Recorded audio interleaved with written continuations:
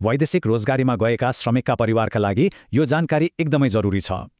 यो धेरै परिवारको तित्तो यथार्थ हो, तर यस्तो बेला के गर्ने त्यो सबैभन्दा महत्त्वपूर्ण हुन्छ। प्रक्रिया नजान्दा धेरै परिवारले पाउनुपर्ने क्षतिपूर्ति पनि गुमाउन सक्छन्। यस्तो दुःखद घटना हुँदा न्यायका लागि केही तत्काल कदम चाल्नुपर्छ। यी 4वटा काम सबैभन्दा पहिले गर्नै पर्छ। यी एकदमै महत्त्वपूर्ण छन्।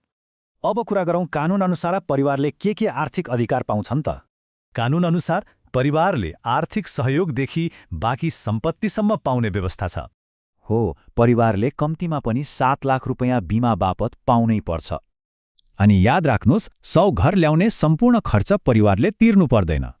तर सोच्नुस् त, यदि म्यानपावर कम्पनीले सहयोग नै गरेन भने के गर्ने?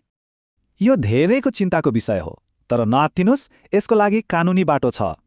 त्यसका लागि वैदेशिक रोजगार न्यायाधिकरणमा मुद्दा हाल्न सकिन्छ र वकिल राख्ने पैसा छैन भने पनि श्रम मन्त्रालयले निशुल्क सहयोग गर्छ। ल, अब हेरौँ कहाँ सहयोग माग्न सकिन्छ।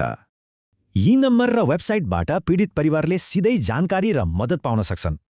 यो कुनै दया वा दान होइन, यो परिवारको अधिकार हो जसलाई चुपचाप छोड्नु हुँदैन।